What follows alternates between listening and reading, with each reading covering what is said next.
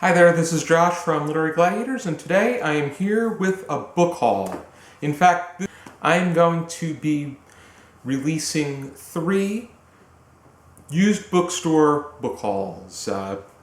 Last week, at least in the United Kingdom, it was Independent Bookstore Week, which I have great admiration for. I'm really happy that independent and used bookstores, those that are lesser known, are really picking up recognition, and rightfully so. Even if we may never get to them because they are in a different state or country, it's great that this comes to our attention, especially if for some reason we're ever on vacation and we're going to these particular places.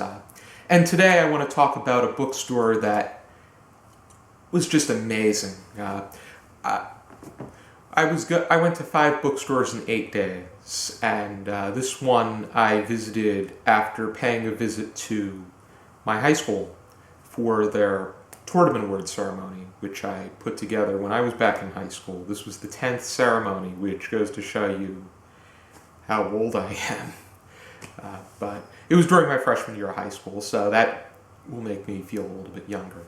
But I went to this place. It's called Second Time Books, and it's in Mount Laurel, New Jersey.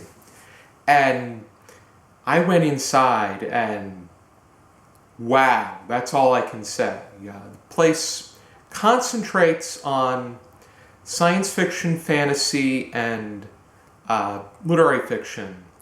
And then they have a great concentration on history. And I mean all kinds of history. They're sorted into different countries, different civilizations. Even with regard to American history, it's so specific by war, by event, by figure. And I just could not believe. And the books, though it was a used bookstore, but the books are in such good condition. And I felt as if I was valued not just by the selection, but by the customer service as well. And I definitely want to go back. And I highly suggest, even though it is hidden in the Rancocas area, it's a hidden gem, and you gotta check it out. Now on to what I bought while I was there. I'm going to start with the history, U.S. presidential history themed books. First thing I got was The Birth of Modern Politics, Andrew Jackson, John Quincy Adams, and the Election of 1828 by Lynn, Hudson, Parsons. He is a professor emeritus in history at the State University of New York College in Brockport. And this particular book follows what has been deemed this is the beginning of the traditional campaign, and the way that this is deemed the birth of the Democrats versus the Republicans, even though the Republican Party did not start until the Lincoln administration. He was the first Republican president, but this was a dirty campaign. They went tooth and nail against one another. Andrew Jackson especially had attacks made. The John Quincy Adams campaign made some really filthy attacks against Andrew Jackson's wife, and it ended up being that Andrew Jackson's wife, Rachel, passed away before he even made it into office, and he had said that as dirty as this campaign is, he can forgive any of the attacks that were made against him, but anyone that attacked his wife is going to have to see the Savior in order to seek forgiveness. This really goes to show this. I'm really looking forward to learning so much more about the 1828 election and really get a sense of both John Quincy Adams and Andrew Jackson during this intense period. Next thing I picked up was something from the American Presidents series, and that is William Henry Harrison by Gail Collins. There is a collection of, there's different books for each president. Woodrow Wilson's biography in this series is written by H.W. Brands, and he also wrote a biography of Ronald Reagan, which goes to show you that there is such a great contrast, and it really brings me optimism for this particular series. William Henry Harrison was our shortest tenured president. He only served for a month before he died in office. At the time, he was the oldest elected president. Reagan beat that record when he was elected in 1980. But what is interesting and what Collins is exploring in this book is how this is the first campaign in the nature of today's campaign, as in the fact that 1840 election was the first election where the president and the vice president were on the same ticket. There was a completely different system before then, but as I said before, with going back to Andrew Jackson, he hated John Calhoun with a passion. There was, if it were up to him, he probably would have had his way with Calhoun. And that was when Martin Van Buren became his second vice president later on. But back to Harrison,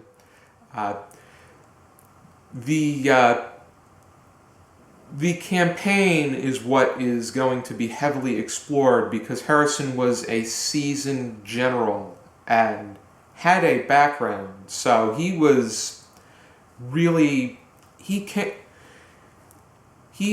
assumed the presidency with a pretty hefty resume. And he also had the longest inaugural address at 8,445 words. But then after his address, he happened to go out one day. He wasn't wearing an extra overcoat or a hat, so he caught pneumonia and it killed him. But I'm really interested to see what Collins has to say and learn so much more about our shortest tenured president. Next thing I picked up is A Country of Vast Designs by Robert W. Murray. And this has to do with James K. Polk and his single term and what he got accomplished. Polk's biggest accomplishment is the land that he acquired during his term. He is often overlooked, but he is picking up a lot more recognition now for his accomplishments during his single term, most notably the land that he acquired. And he only wanted to, after his single term, he didn't want to run for re-election. And unfortunately, he had the shortest retirement as well. He only died a few months after leaving office from cholera. Next thing I picked up was Kafka by Pietro Citati, and this is a biographical critical analysis on the life of Franz Kafka, the mastermind absurdist author. Kafka was really Kafka's works were just quite amazing, and that came with a really tortured mind. Kafka had a really hard life because he possessed an insecurity, much of which had to do with his father not seeing enough in him and his failed engagements. And this really explores Kafka in the more Kafka's mental state of mind as opposed to the traditional biographical pieces. And I really look forward to reading this. Next thing I picked up is 48 by James Herbert. I'm really looking to get into James Herbert's horror fiction. It's quite appealing, I would say. And this particular novel has to do with a post-apocalypse that was brought about by something that Hitler put together in a laboratory, and it knocked out much of civilization, and the only survivors are those with an AB negative blood type. So it is quite a rarity, and it's pretty much about what needs to be done in order to keep up in this Armageddon.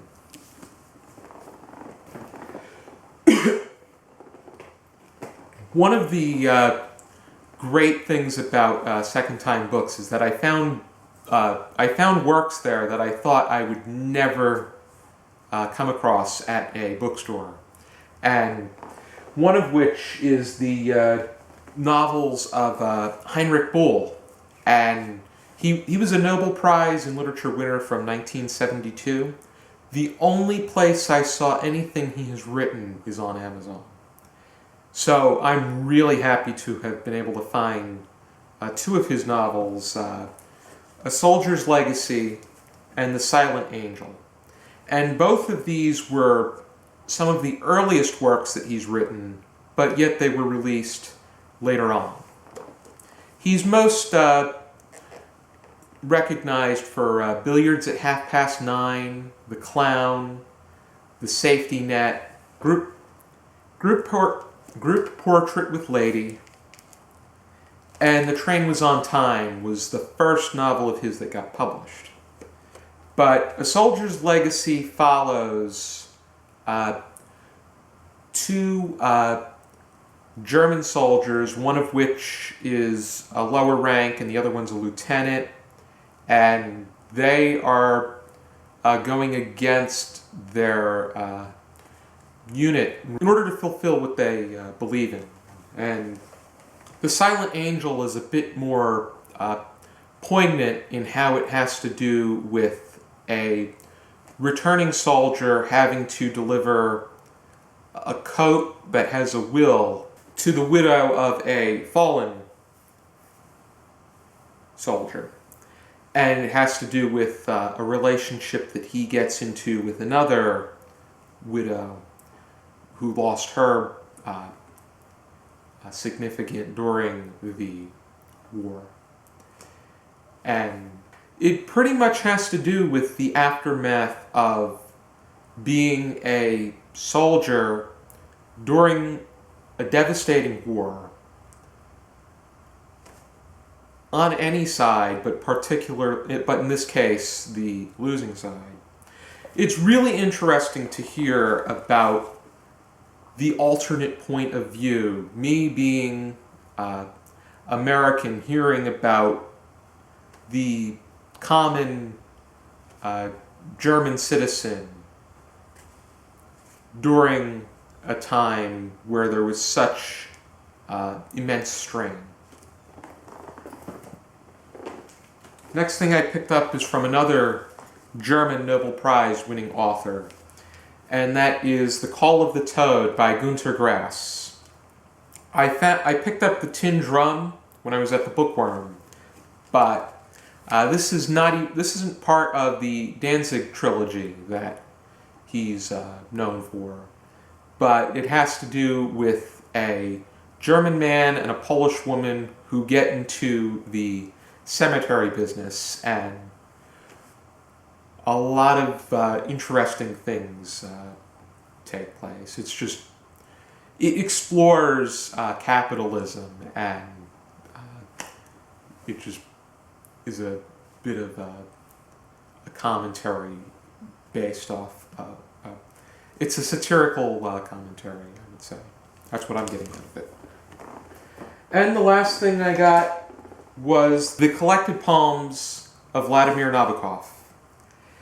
And it's interesting to know that while Nabokov is known most for his novels, especially Lolita, he had a greater passion for writing poetry. And from the poetry that I read from him, it is quite amazing. So I'm really looking forward to reading this.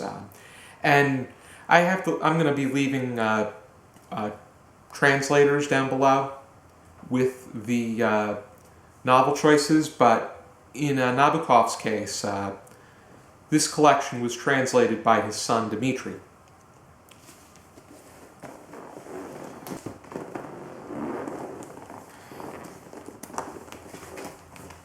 Here we go. This is my shopping trip to Second Time Books. Alrighty. I'll leave information down below as well to Second Time Books. You can also shop online there. They have an online business. So I highly encourage you to check them out if you live in New Jersey or visiting New Jersey or want to visit New Jersey. Thank you for tuning into this video. And as always, I encourage you to keep reading.